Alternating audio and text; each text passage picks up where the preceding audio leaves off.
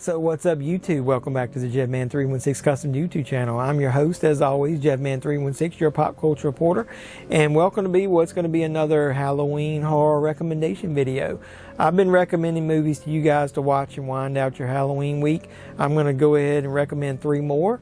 And in this one, I think the theme is going to be sexuality and horror and how far they can take that. Is that a good enough hook for you there? I got 3 movies here that deal with sexuality. We're going to talk about them.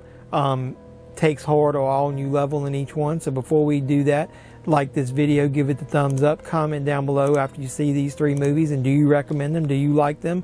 Let's hear about it. Let's talk about it.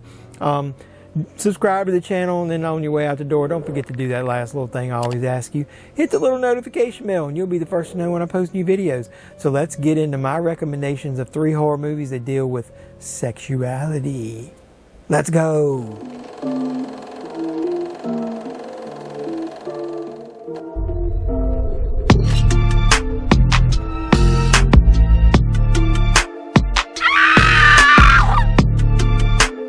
So what I'm going to do is I'm going to probably start out with one that I would consider beginning level type. Not too over the top, doesn't have a lot of gore in it or whatever, but I just think the acting in this movie is outstanding. This is a movie called Honeymoon. It's got Rose Leslie and Harry Treadway. It says after the ceremony comes the ritual. Chilling, very, very scary, but this is what I would say is the one that describes it the best for me. Creepy as hell. This is a magnet release. It's kind of like the special features, I'll go ahead and tell you. It's got interviews with the actors. It's got behind the scenes, Access TV, a look at Honeymoon, festival and theatrical trailers, The Worm behind the scenes. This is a movie where I think they've got the perfect description on the back. Rosemary's Baby and Invasion of the Body Snatchers. It says in the tradition of those.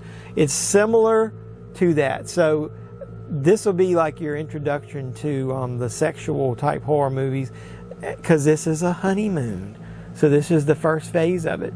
These 2 go on a honeymoon. They're like a young couple. You can tell they want to enjoy each other, enjoy the wilderness. They go out to a cabin, and in the middle of the night, one night, something strange happens to the female, and she starts acting different. And her newlywed husband starts noticing it. She keeps trying to distract him, tells him nothing's wrong. Let's just say when it gets down to them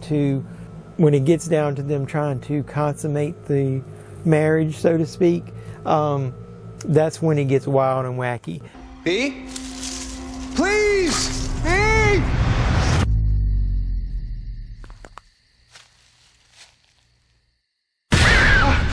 This is kind of a slow burn, but the acting in it is outstanding. So I'm recommending this one just on the acting of the 2 main characters there, and then the story. And it's, like I said, a slow burn, so it's a really creepy movie. That's a good way to start down your journey of horror movies with sexual themes. So the first one is Honeymoon. The next one is a movie that I think I like it almost more and more every time that I watch it. It's called Starry Eyes. It says if David Lynch and David Cronenberg came together to craft a gory psychological mind bender, it might be Starry Eyes. Now I think that's going a little over top, because those are 2 of them directors that basically, if you want to just be vulgar about it, they give you mind fucks when they're in almost every one of their movies. These don't go that far. So this is basically one of those movies to where almost starving, poor actress who's down on her luck, who can't catch a break, finally gets noticed by a movie studio. It's kind of off the wall. They make it's like it's an old school studio that hasn't made a lot of movies in a while. They get hooked on her for a strange reason during the audition that I'm not going to go into because it'll spoil a little bit. But because of that, they want her to star as the leading lady in their new film, like it's going to launch her career. They've bragged that they've launched careers of many women over the years. She has to do something that's usually against, like, maybe her morals, and it's involves something of a sexual nature.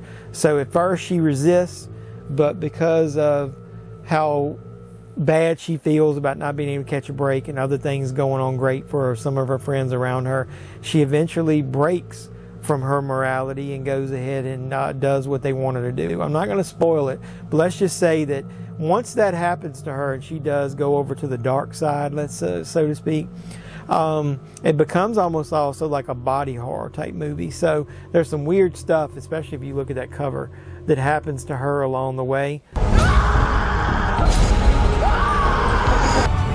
Join us in the skies. I'm not going to spoil any of it, but this is a pretty amazing performance by this actress in here, and I can't recommend this movie enough. So I think this is a good watch after that one. So after that, I'm going to go with more of a mainstream movie to round out. So if you're watching Honeymoon first, and then you're going to watch Starry Eyes, the last movie about sexuality you're going to watch is It Follows. And I just can't recommend this movie anymore. I love this cover art on this steelbook here that I got. I know this movie is polarizing. A lot of people, they don't like it. I really think that this movie is way better and deserves more attention than it has gotten over the years. It's one of my favorite movies. For 19-year-old Jay, fall should be about school, boys, and weekends out at the lake, but after an innocent sexual encounter, she finds herself plagued by strange visions and an insatiable sense that someone or something is following her. Jay and her teenage friends must now find a way to escape the horrors that seem to be only a few steps behind them in this critically acclaimed chiller that Bloody Disgusting calls the scariest movie of 2015. I was able to see this in theaters when it came out, and I'm just going to tell you, it was a unique experience. I'll go ahead and tell you some of the things about it that make it unique. There's no sense of time that you can't figure out what period this film would take place in. There's televisions in this movie from the 50s. There's things that they're doing that, like devices that they have that are almost futuristic. There's nothing that can tie it down to an actual time period, which to me makes the story even more important. Like, it lets you focus in on that stuff instead of all the trappings around it. Secondly, the music score is amazing. It's got an artist who was mainly doing video game music at the time, so some of it is very haunting. It's really tense. I think it brings like a lot of drama to the surface, and then plus it's got the feeling of dread of what do you do if you can't tell that there is evil around you, but it's coming for you, and then you know it's coming, you just don't know where, from who, from what angle, when. You just know that it's coming.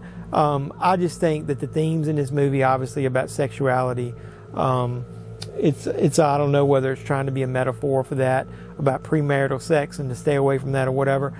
I don't really care about the themes in it as far as that goes. I just know it's a damn good movie, and that as far as sexuality goes, that is the theme in it. You're not going to believe me, and I need you to remember what I'm saying. This thing, it's gonna follow you. Somebody gave it to me, and I passed it to you. And that'll round out this trilogy for you. So start with Honeymoon, then go to Starry Eyes, and then end the night with It Follows. I don't think you could get a much better trilogy of movies when you're talking about sexual themes in there, because what I want to tell you is there's not a lot of nudity in these movies. The sex theme is in there, but I wanted to pick movies that where it doesn't throw the sex in your face. It actually is that weird to say, sex in your face? Either way, but it actually has that as the theme in it, and it does really in a really artistic manner, to where the acting is important, the production is important, the story is important, and the sex is just the thread that runs through there. It is not going to overpower you with sex, nudity, and all that kind of stuff. I think you're going to get three very good and different stories at different levels that will entertain you.